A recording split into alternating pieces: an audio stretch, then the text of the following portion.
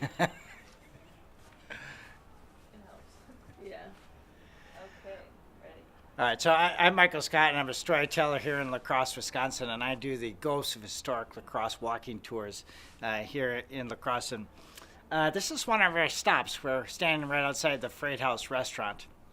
It became a restaurant in 1978, but for many years it was a freight house along the railroad lines. So I talked to John Erickson, who's the owner and manager here at the Freight House, and he told me some great stories. He told me when he first started working here, a woman came in during the daytime.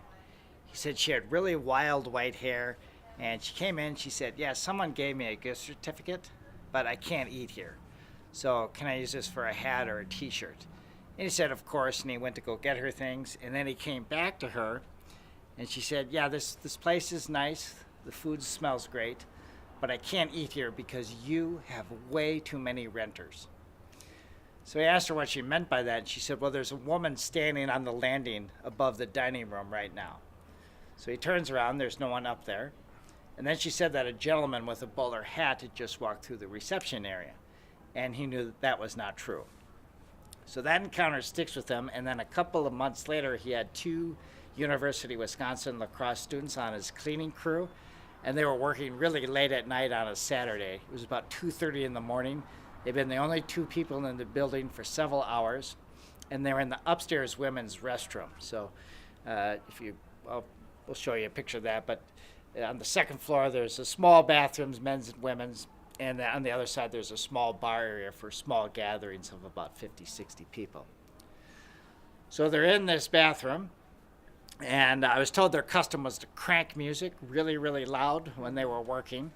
But they said even over their music, they heard a voice say, "Daddy?"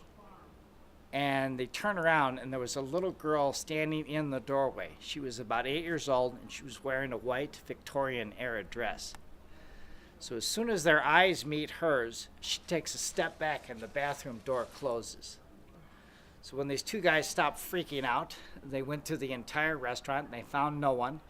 And John told me that they both called the next day and quit, and they never came back. Not even to get their last paycheck. He had to mail that to them eventually.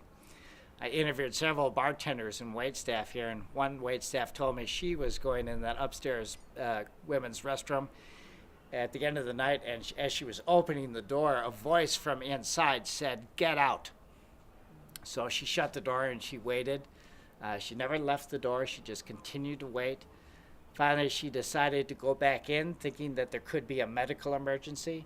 She checked the bathroom again. There was no one in there. So this really was a freight house. Passengers were not dropped off here. They were dropped off at a station downtown. So freight and other parcels were housed here. So the building didn't see a lot of human traffic, and it wasn't documented. So in the archives, we're not really sure who these ghosts are, but we hear their stories from the staff here at the freight house. That's crazy.